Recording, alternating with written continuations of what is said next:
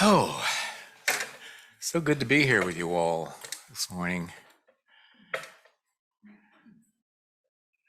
Just love hearing when the choir comes in. It's like, oh, wow. This is so it's hard to describe, but I don't know. I'm pretty sure most of us feel that vitality and beauty when people just get together and sing. And certainly has been a very profound experience for me, especially being able to lead this beautiful group of people. I look at, the people in this choir are not just singers, but they're teachers and therapists and people who have had a life of service, and it comes through people who have dedicated their life to being there for other people. It's a beautiful thing, and I can really, I can come in on a Tuesday when we're rehearsing and just be in an okay mood, but when I'm done, I'm just uplifted in a big way. And for anybody who was not here for Summer of Love, raise your hand real quick. Okay, good. Okay, I got an interesting story for you. We were having a great time. Everybody's dressed up in crazy costumes, and we were all giggling, laughing, and singing, and doing poetry and whatever else we could come up with. Comedy. I was acting very silly that day. And then and we sang Aquarius, the song from Hair. There's harmony and understanding, sympathy and trust abounding, that stuff.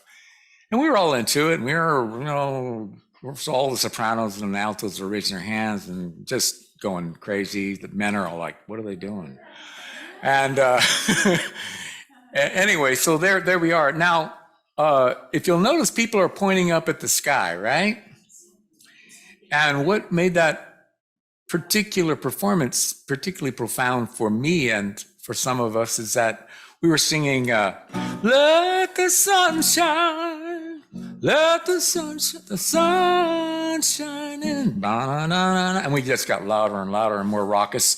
And about by the second time we did it, it was sort of an overcast day like this. The clouds parted and a huge ray of sun came out of the sky and landed on us.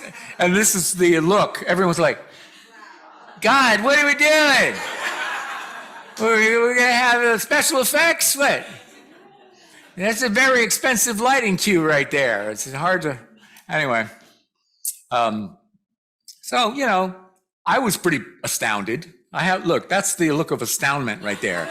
My mouth usually just drops and I go, uh-oh. Did we do something wrong? No lightning, please. And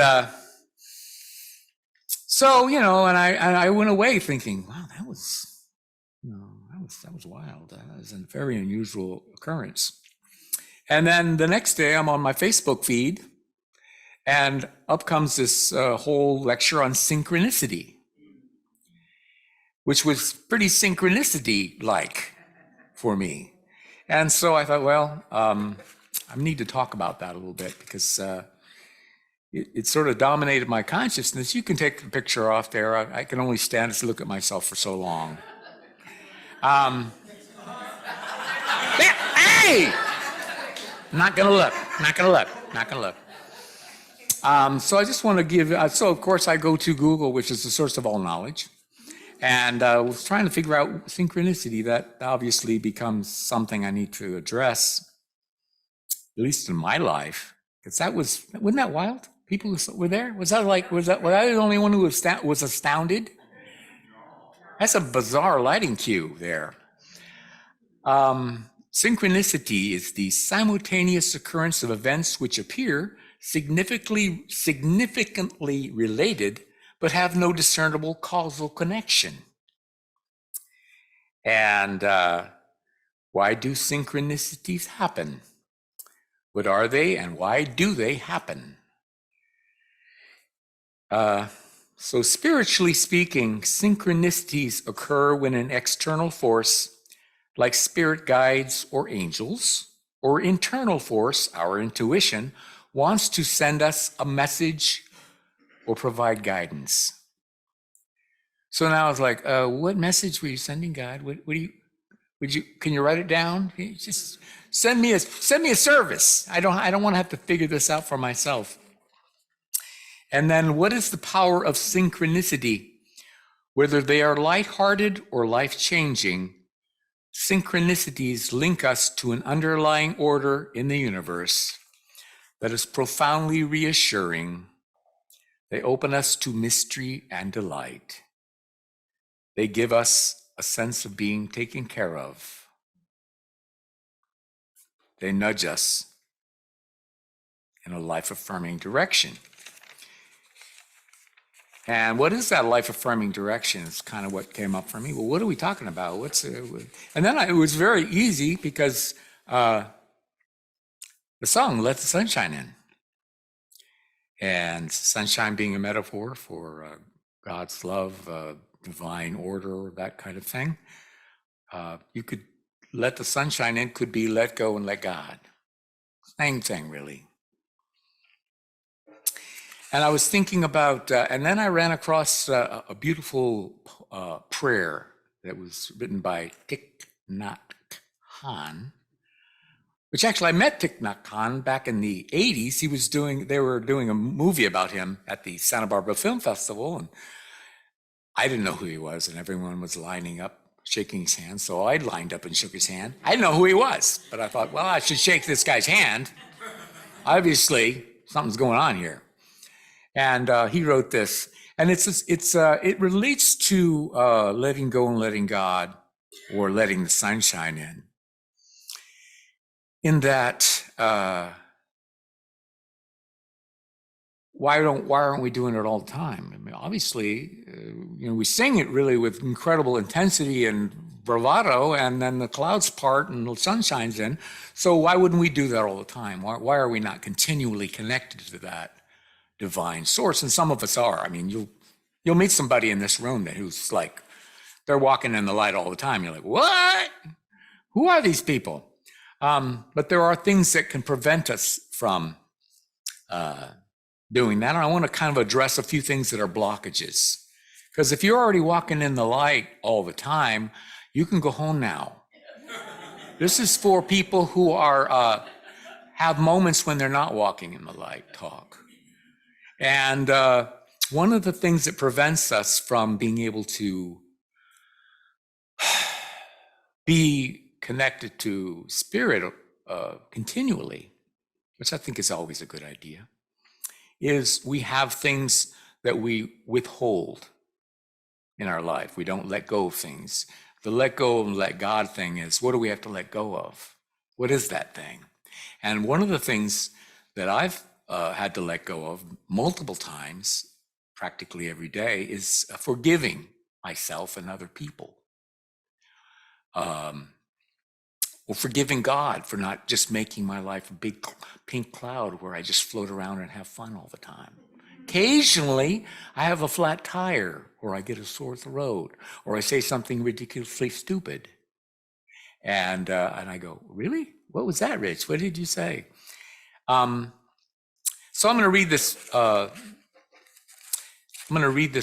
Little prayer by Thich Nhat Hanh. And if you feel like you have something you need to forgive or let go of, feel free to take this moment to close your eyes. And the beautiful thing about being in the moment and being, especially in a group like this, of people who are of like minds, it's very easy to let go and let God, because the presence of God is so powerful. So just take a moment and let go and let God. Release all your earthly concerns. And here's a poem, a prayer from Thich Nhat Hanh. If anyone has harmed me in any way, either knowingly or unknowingly, through their own confusion, I forgive them. If I have harmed anyone in any way, either knowingly or unknowingly, through my own confusion, I ask their forgiveness. And if there is a situation I am not yet ready to forgive, I forgive myself for that, for all the ways that I harm myself, negate, doubt, belittle myself, judge, or be unkind to myself through my own confusions. I forgive myself.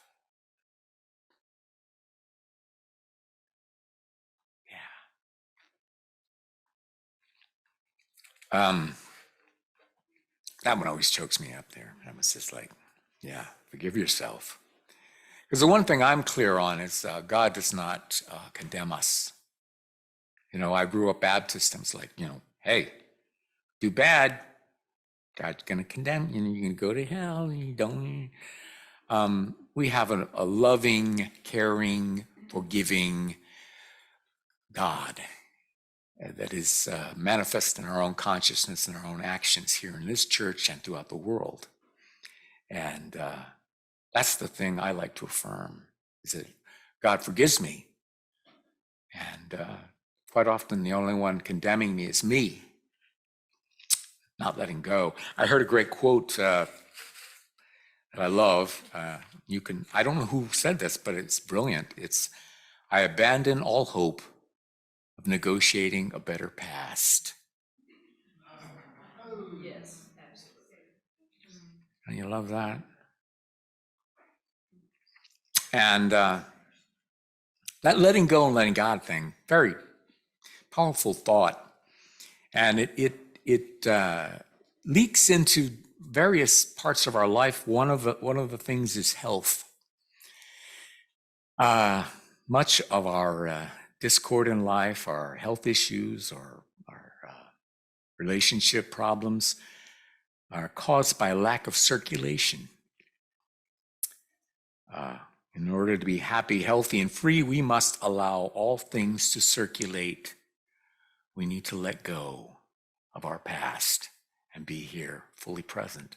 And sometimes it's hard because things trigger us. If somebody says something mean to us and we're like, I'm unworthy of love, or we have these judgments about ourselves, and we have to let go of those thoughts.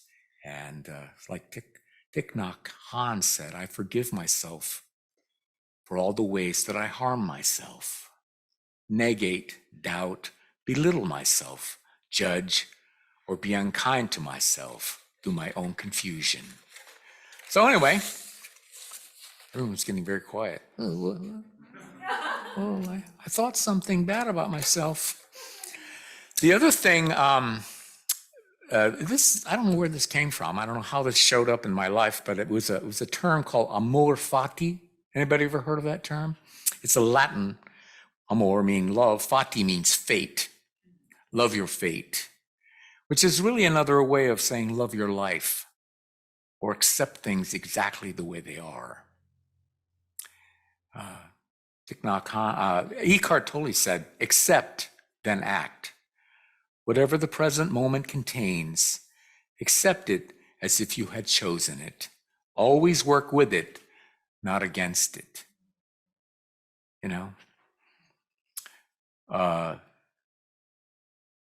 That's such a powerful teaching, and it's not that easy because I always want to change things. It doesn't say don't act, but it says accept the present moment exactly as it is, as if you had chosen it, because we do choose it. We choose to experience it. One of my favorite quotes or ideas that I've been tussling with for the last 2 or 3 years is a thought by Emily Cady. For those of you who are new into Unity, Emily Cady wrote a book called Lessons in Truth, and it was it's the Unity handbook for Unity ministers.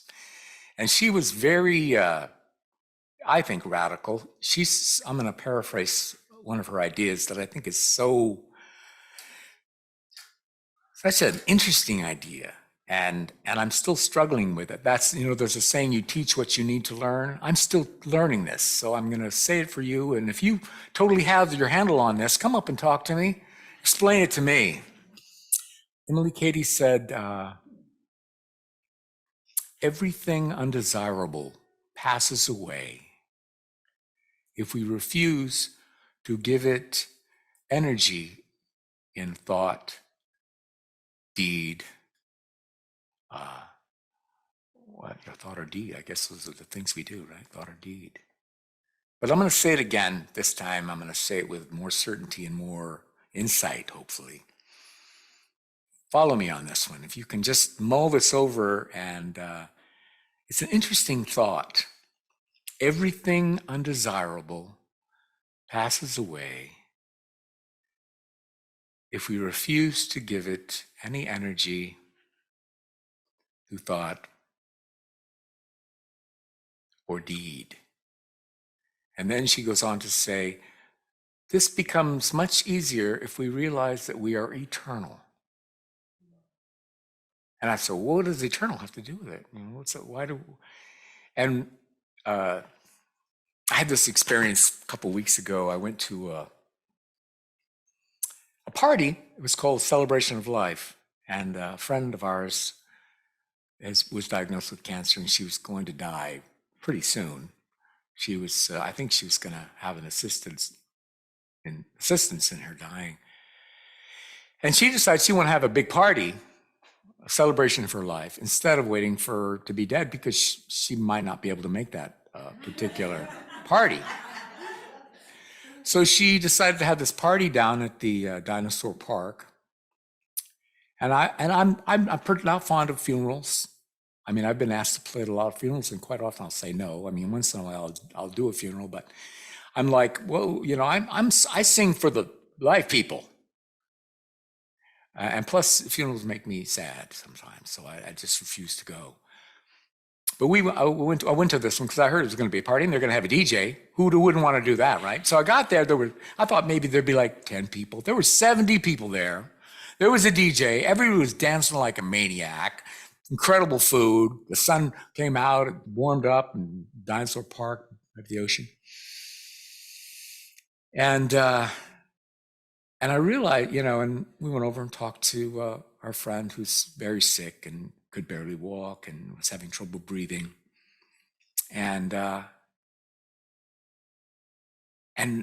think what becomes very obvious when you're around someone who's passing, and someone who's passing in a conscious way, and is really joyous, and in that moment, because when you're starting to face the end of the road, every moment becomes this precious experience. And she imbued the crowd, the 70 people that came, with that. We all realized, hey, you know what? This life experience is such a sacred, holy experience. Every time we wake up and have another day, get to come to church, the choir sings, somebody brings watermelon. It's like, oh my God, what a fantastic experience. Amor fati. Love your fate. Love your life. Love it all the time. Even when things come up that are not that pleasant. And one of the things that came up for me was fear. Doing a talk I don't know, I still have fear about getting up and talking, because I've been around Richard Inman quite a bit. And who knows? I was joking with Sheila. I said, she says, are you ready for your talk this morning? I go, kinda. I've got some notes. But I said, I try not to over-prepare, because I don't know what needs to be said here. I don't know what the guy who, or the entity that parts the clouds and lets the sun shine down on the choir when they're singing "Let the Sun Shine In." I need to listen to that. That's a powerful. I don't have the power to do that on my own. So I need to get out of the way and say, okay, Spirit, do what you got to do. I'm going to try to get out of the way and let you speak through me. And I wanted to address fear. And one of the quotes that I found that I like about fear is, do the thing you fear most, and the death of fear is certain. Mark Twain. Do the thing you fear most, and the death of fear is certain. I took a seminar. I've been a habitual seminar person for many years. I don't go to too many now because I'm so incredibly enlightened. It's amazing. It's amazing. But I took this seminar, and it was basically said that, do the thing you fear most. And at that time, I was going to San Francisco State University studying classical guitar, composition, and voice, which I do not recommend, by the way. That is way too many classes.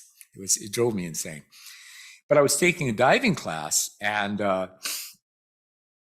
there were little teeny dives for beginner dives, intermediate diving boards, and then there was like the Olympics. I don't know. It seemed like it was like 25 feet off the ground. Anybody do Olympic diving? Just you, Chris?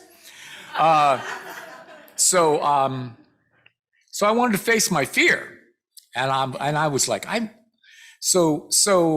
else is diving and I'm not a great diver, by the way. I'm not a professional diver. I'm just a guy that jumps off and hopes he doesn't die. That's the way I dive. So I got up no one else is going up to the Olympic size jump off thing, because you get up there and you're like, this is stupid. Don't do this. But that's my fear speaking. And I thought, well, I'm going to jump off this thing and try to stay complete. Because normally when you do something really fear, there's a little gap there where you go unconscious. But I was like, I am going to stay incredibly conscious through this entire process. So I would jump off this diving board, and not always landing that. Normally you're supposed to come in this way. Sometimes I come in like that, and it would hurt. And so I said, I'm going to overcome this. I was like in my 20s. You got that thing of like, I'm immortal. Nothing can hurt me. I'm going to face my fear.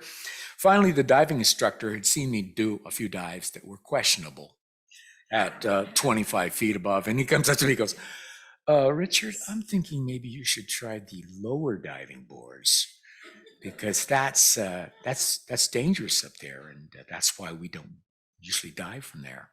So I suppose the lesson here is, don't just do everything that you fear the most. Try it on a gradient, just go slow. Anyway,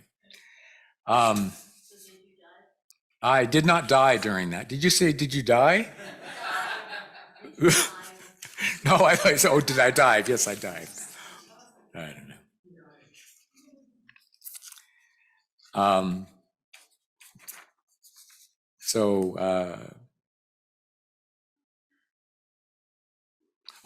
I just want to run this over because it's such an interesting thing about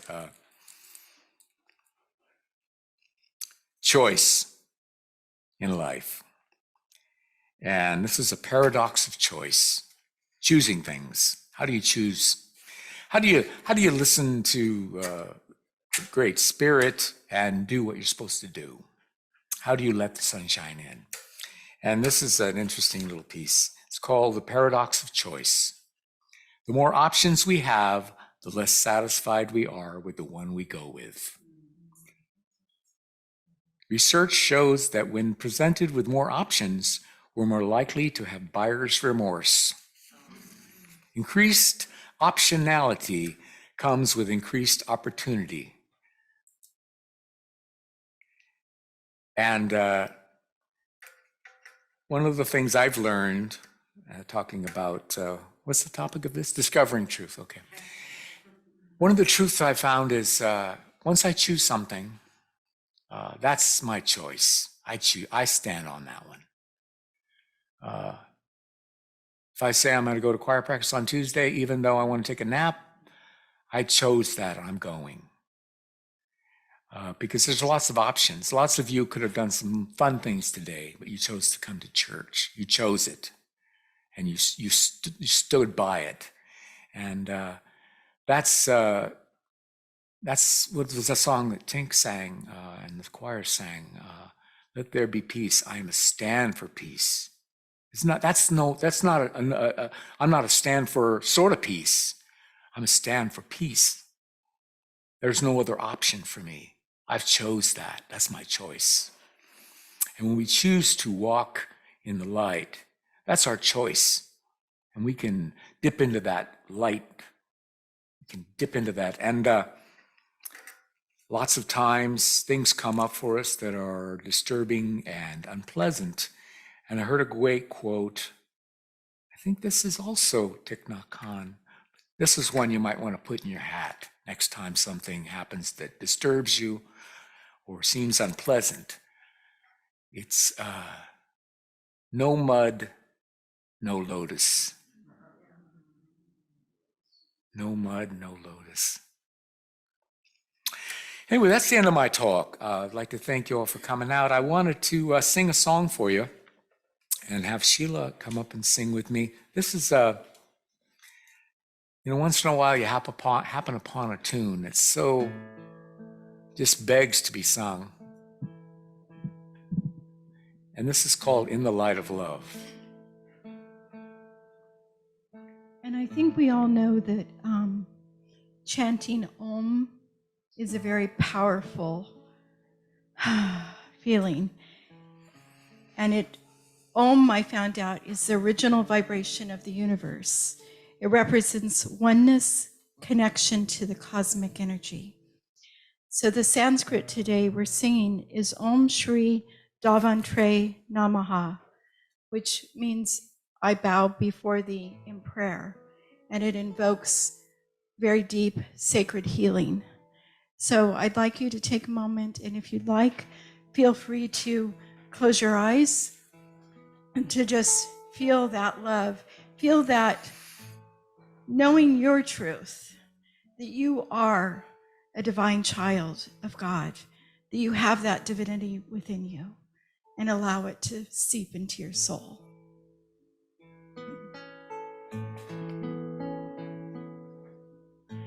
In the light of love, we are whole. In the light of love, we are home.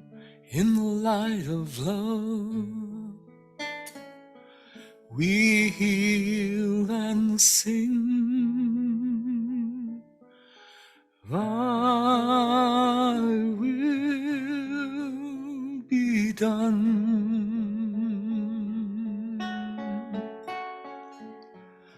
In the light of love.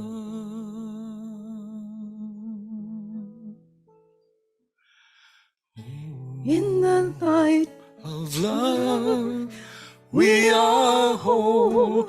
In the light of love, we are whole. In the light of love, we heal and sing. Thy will be done.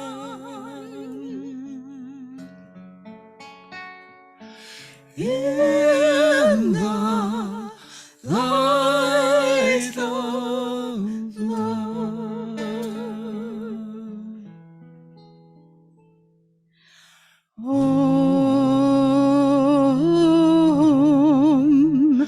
Om Shri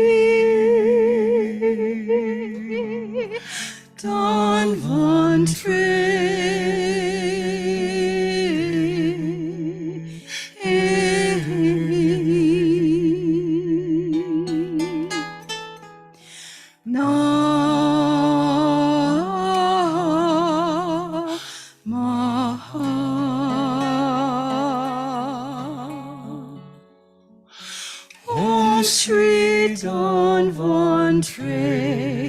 Namaha.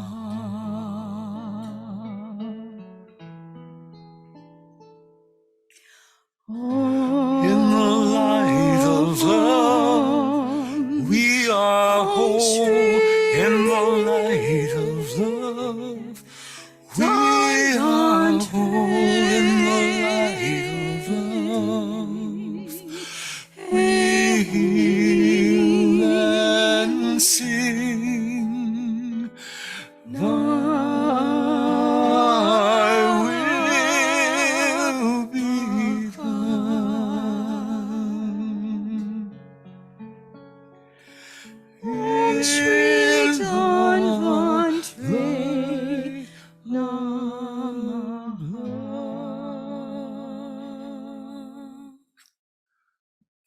it is. Oh.